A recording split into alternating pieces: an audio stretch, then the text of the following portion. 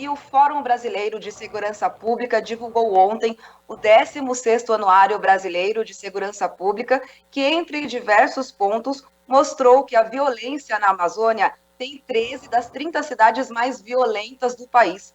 Os dados do anuário tiveram como base casos registrados entre 2019 e 2020, e o estudo elaborou também um ranking usado como referência no índice de mortes a cada 100 mil habitantes.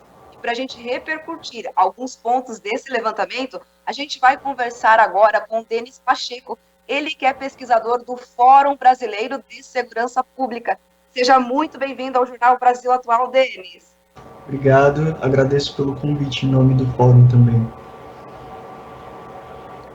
Denis, segundo o anuário, a Amazônia tem, então, metade das cidades mais violentas do Brasil, com o estado do Pará concentrando o maior número de cidades no ranking, seguido do Mato Grosso e Rondônia. E na sequência aparece nesse levantamento Amazonas e também o Maranhão. O estudo foi feito entre 2019 a 2021, como eu já mencionei aqui, e isso significa que o cenário de violência em áreas onde vivem os povos tradicionais não são recentes. Os cenários de violência, eles acontecem faz muito tempo, como mostraram os assassinatos do jornalista Dom Phillips e também do indigenista Bruno Pereira. Denis, você faz essa análise para a gente que o que aconteceu recentemente no Amazonas com os assassinatos de Dom Phillips e de Bruno Pereira, isso já vem acontecendo há muito tempo, como mostra esse anuário do Fórum de Segurança Pública. E também eu te pergunto, quais são as principais causas dos atos de violência na Amazônia? Bom, existe a consolidação, né, de um ecossistema de violência, de impunidade, de ilegalidade, justamente por conta de escolhas político-institucionais que foram feitas durante esse governo atual e que acabam favorecendo, facilitando, pela omissão do Estado e pela decisão, muitas das vezes executiva, decisões legislativas, em torno da facilitação, né, dessas atividades ilegais. E aí as atividades ilegais das quais a gente está falando seriam a somatória, né, de garimpo ilegal, desmatamento, madeireiras ilegais, mineração e, por fim, tráficos de armas e de drogas, né?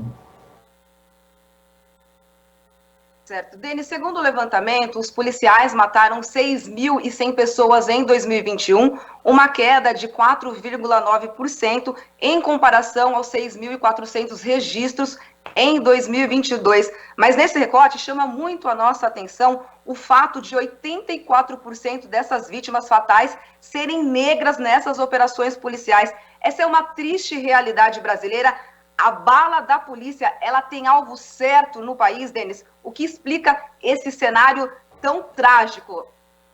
Bom, o racismo brasileiro faz com que exista uma demanda social por perseguição, por incriminação, por aprisionamento e pela morte de pessoas negras, né? Em especial, a gente está falando aí majoritariamente de jovens de 14 a 29 anos e que são entendidos como perigosos, improdutivos, indesejados, e aí a polícia acaba sendo o agente, né, dessa demanda social por letalidade contra essa população, que já é consolidadamente, historicamente, o principal grupo, né, o principal alvo vítima da letalidade policial. Certo.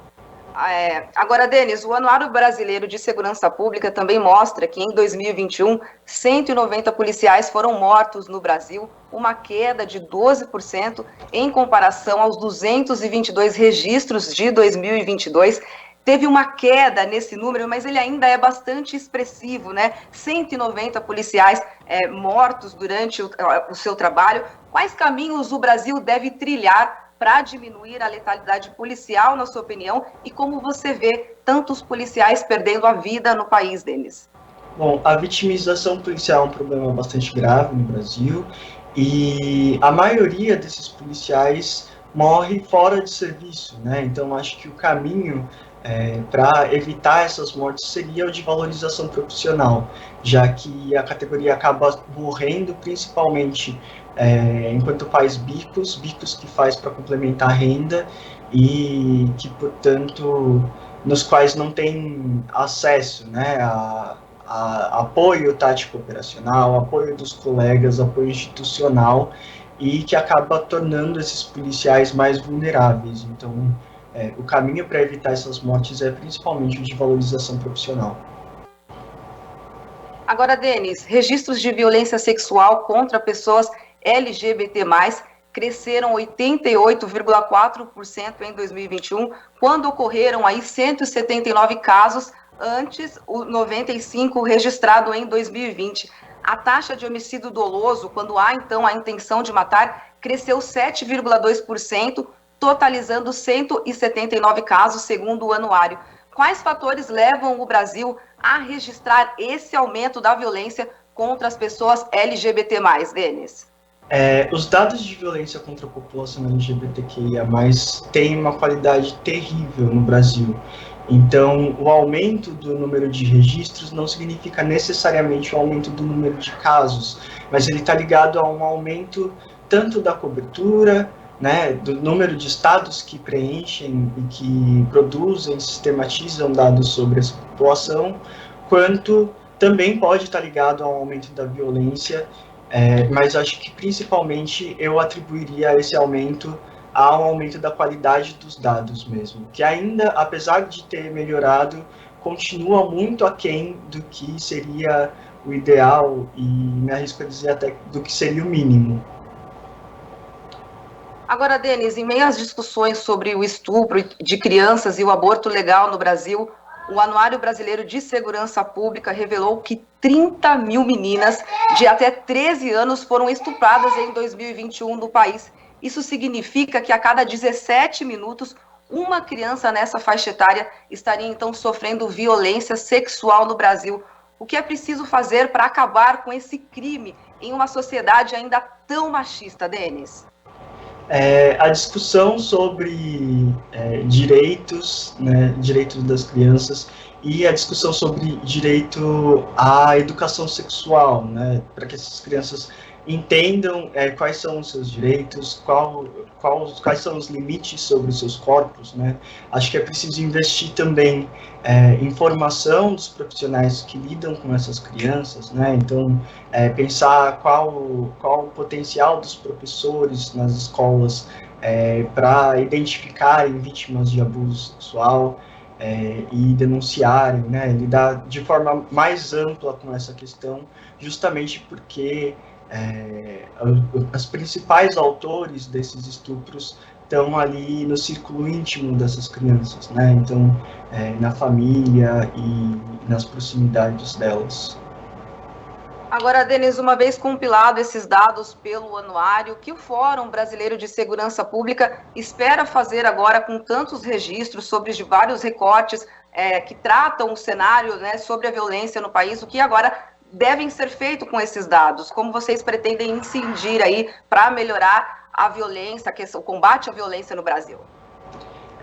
Acho que o principal caminho é manter o diálogo com as polícias, né? O Fórum é uma organização que foi criada com esse intuito de dialogar com os agentes da segurança pública e os operadores da justiça e manter o diálogo com a sociedade, né? Então, trazer transparência sobre esses dados, sobre esses cenários e trazer o que a gente tem de mais contemporâneo, de mais atual em termos de solução e de pesquisa, no sentido de solucionar e desenvolver e qualificar políticas públicas sobre esses diversos temas, esses diversos problemas da segurança pública. Certo.